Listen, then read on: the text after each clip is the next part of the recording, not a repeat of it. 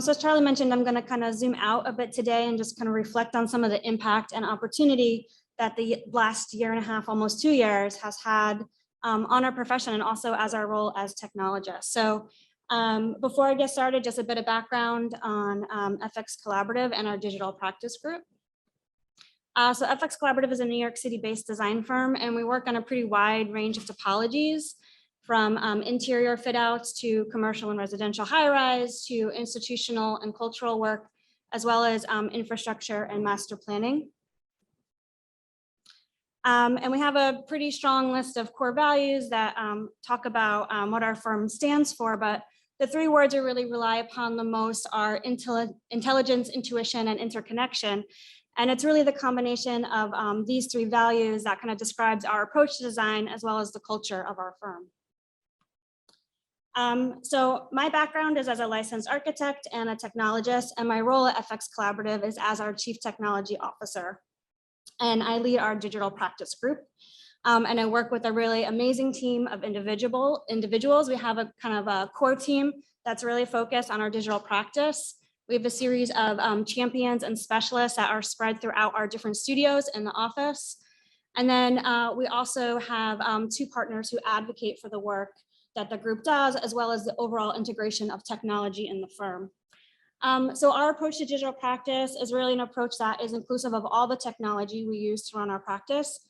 That includes our design technologies, our business technologies, as well as our IT and infrastructure.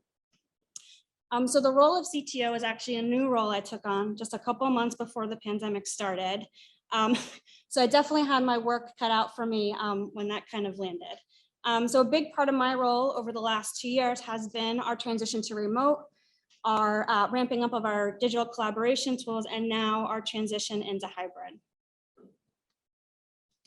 So I think, we've all experienced this pandemic in different ways and through our own perspectives.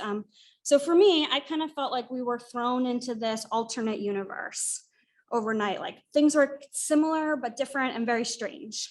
And so that kind of brings me to this idea of the book, Through the Looking Glass, and what Alice found there, right? And this is really a story about a girl who enters the other side of a mirror where everything is similar, but different and very strange. But she kind of goes along this journey, and along the journey, she learns lessons that she takes back with her to the real world. So for us, our digital looking glass has been the monitors that we've been staring at and sitting in front of for the last 2 years, looking back at ourselves in virtual meetings. We continued to do our work, but we did it in different ways. So I've been thinking, what are the lessons that we learned on our journeys, and what should we be taking back to our firms and to the industry as a whole? So I've picked 3 of my takeaways to share, but I'm sure all of us in this room have certain things that we've kind of learned on this journey that we should be bringing back to the industry. So the first one is this notion of adaptability. So we've all sat through many presentations where that McKinsey chart is shown, and it shows us like we're like the least digitized, just above agriculture. And there's a sense that we're an industry that can't change. And I think one thing that the pandemic has taught us is that we can change, and we can change pretty fast. I felt like we hit this, somebody else said it earlier, we kind of hit this fast forward button, at least in our digital collaboration tools. Platforms I thought would take us months or years to get adoption on, we were able to do in weeks. Was actually a really remarkable feat. So we were meeting, chatting, sketching, reviewing, coordinating, shredding, all digitally. And that was across all staff in our firms, from people right out of school all the way up to the partnership level. And so one of the big components that really made this change possible was a sort of natural reverse mentoring that developed across the industry. So this is a sketch done by a woman in our office who actually documented a lot of our remote meetings over the past 2 years this way. She does a really great job of kind of capturing the essence of these meetings. So this is a meeting we did a couple weeks into the pandemic, focused on digital collaboration tools, where we had different champions in the office talk about how they were leveraging technologies and sort of give a crash course on how to use them effectively. And I think what we saw is that, the guards that prevent reverse mentoring traditionally had been lowered. And we saw senior staff reaching out and asking not only like, how do you use a technology, but for advice and mentorship on really like, how do you integrate that as part of your process? we just learned to work different. We adapted. We went from printing over 16,000 square feet of paper a month to being a completely paperless office. Our staff found ways to be able to see their drawings and their notes and their specs and their red marks all simultaneously. We learned how to adapt to virtual site visits, how to use things like 360 technology to do walkthroughs with our contractors, and even how to do virtual punch listing. We adapted the cultural aspects of our firms. We held retirement parties and holiday parties, and we found ways to continue to connect both internally and externally. So part of that same McKinsey report was this chart, and it shows the 5 areas of digitization that was needed in our industry. So obviously, digital collaboration is just one slice of the transformation that's needed, but I think it's a really great example of how adaptable we can be and how fast we can pivot when we really need to as an industry when we work together as a collective. So the second takeaway I want to talk about is the idea of technology enabling inclusion, which I think has been a really kind of great unintended consequence of work from home. At the same time, it really underpins the critical need for access to technology by all. So while we're fully remote, technology helped democratize conversations and increase representation at the table. In Zoom, Microsoft Teams, or whatever virtual meeting platform you chose, there is no head of table. Every tile is the same, and to some extent that helped equalize presence in meetings. I think there was also something that was really humanizing about seeing our coworkers in their home environments, whether it was, my kid interrupting a meeting or somebody's cat walking in front of their monitor, being able to see each other's different situations and knowing that we're sort of all in this together helped us develop more sensitivity to everyone's situations and life-work balance. Having multiple ways of communicating in these virtual meetings, either through talking or chatting or annotating on top of a presentation, really allowed more options for people to be involved. You were able to have sort of simultaneous conversations happening, and also for voices to be heard in maybe a medium that was more comfortable for them. Maybe they're more comfortable to put something in the chat than to kind of voice up on something. Another added benefit that we found was that it really allowed more people to be present and involved in the conversation. So for example, we had a lot more junior staff attending client meetings or listening in to various calls. Externally, we also noticed a similar impact. So events like community board meetings, there was a really large spike in how many people actually attended those meetings once they went virtual. And that ended up resulting in more input and perspectives really early on in that kind of community outreach process. And for groups of constituents like parents, that made it possible for them to attend where otherwise they would not because of childcare concerns. Within our digital process, we've also seen some really positive examples where virtual workflows have proven to foster more inclusion.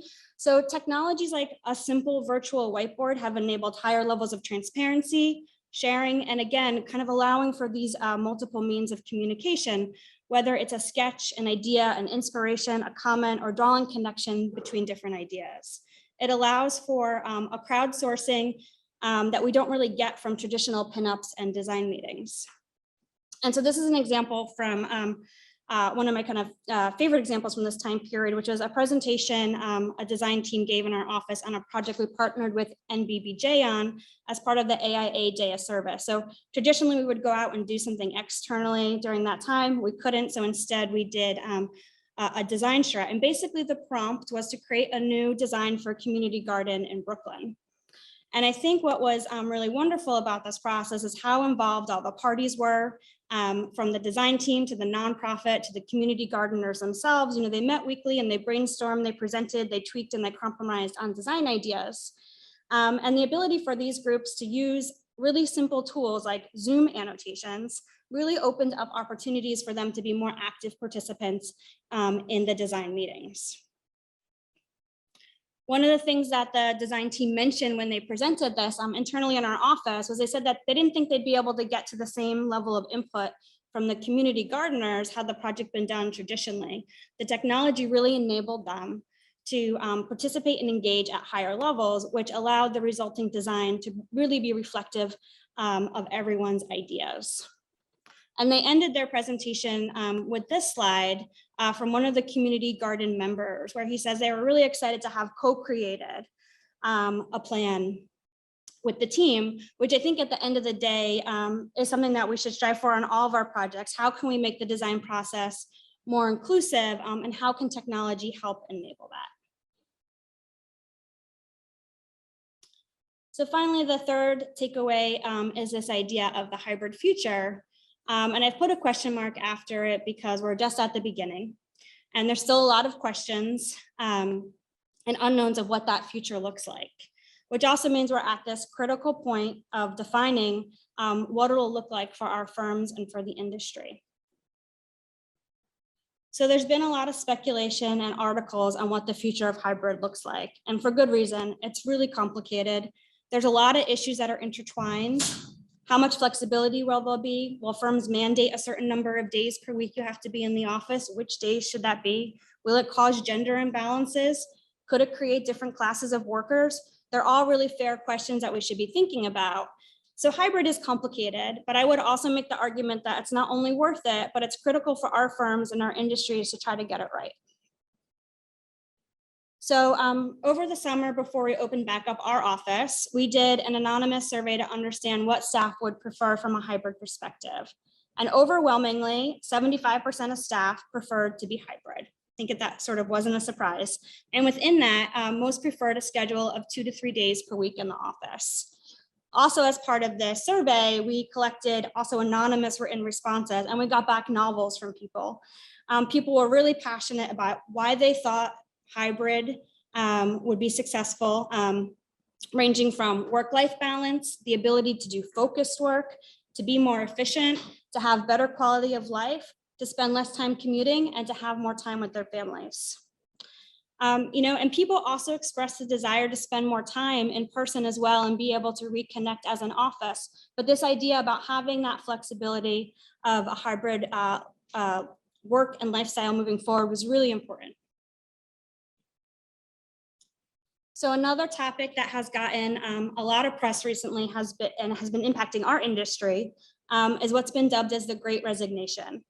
And I've seen a lot of headlines on this, but it wasn't until I read an article last week that it really kind of hit me, which was a statistic that in August, 3% of all American workers quit their jobs, which is like just crazy to think about. In 1 month, 3% of all workers quit. And so there's a lot of factors that are into play about why so many people are resigning. But one of the big reasons is that people are coming out of this pandemic and they're rethinking their relationship to work. A sort of like great reckoning that is actually fueling the Great Resignation. And so as an industry, if we don't listen to these concerns and rethink our relationship to work, we risk losing talent to other fields that will provide greater flexibility. Because it was such this complex, intertwined series of issues, in our office, we put together a task force. We included a pretty wide range of staff of varying opinions to help identify those challenges and opportunities of hybrid and how we could start to address those. So as part of our process, we discussed hybrid through these various lenses, also talking about their kind of intersections and overlaps. We collected data from our staff, like the survey I showed you earlier, and we presented our findings to the partnership and other leadership in the firm. And the task force really helped educate the partners and leadership and helped inform policy and also helped envision what hybrid could look like at our firm, a large part of that which is enabled by technology.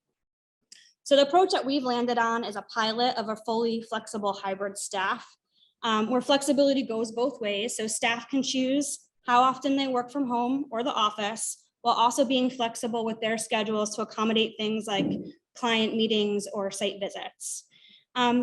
So an important part of this approach, though, is really a commitment to it. Fully remote was successful for a lot of our firms because we went all in.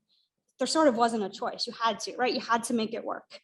So if we want hybrid to be successful, we need to approach it with that same commitment, which is a lot easier said than done when it can be easy to go back into old habits. The members of the task force have really ended up being sort of champions of hybrid to help push the envelope, but also to help keep others accountable in the office. So we know that hybrid will be a process. We're not going to have all the answers up front, and that we need to experiment and refine workflows just like we did with fully remote. So one of my favorite recent examples was a hybrid charrette that we did in our office. So we do this as part of our weekly Design Thursday happy hour. So it's really great to be able to be doing those also kind of back in person and seeing folks in the office. So what we have is a project team. They present their current design, and then also a prompt to the group. So the project team that presented in this case were hybrid. So some of them were in person, some of them were remote. And then we also had a hybrid audience. So we had some staff in person with their sketching gear. And then we also had some folks remote who were zooming in, and they're kind of projected onto that sidewall there. So we create a full audience. And so there was a mix of hand and digital sketching from both groups. And as folks finished their sketches, they posted them onto a Miro board where others commented or built off of each other's ideas. And there was this really great dialogue and ideas shared both through kind of audio discussion as well as captured digitally through comments on the Miro board. And it was a really rich set of interactions that really melded some of the best from in-person and remote to create something completely new. So as we further experiment and refine these hybrid workflows, we're going to continue to discover new ways of working and collaborating that can help us re-envision how we work and run our practices. So in conclusion, we're at a critical point in our journey. As our firms enter back to the new normal and back to the office, we should be questioning what that new normal should be. We need the ability to adapt as a collective and act fast and face the growing list of challenges ahead, such as things like climate change. So I hope this is a moment of reckoning for our industry, that we let go of some of the old cultural norms of working long hours in an office with little work-life balance and embrace a more inclusive workforce and workflow, that we continue to reimagine our relationship with work and how we deliver projects. And as technologists, we have an opportunity to help our firms understand and leverage technology to push that change forward. Thank you.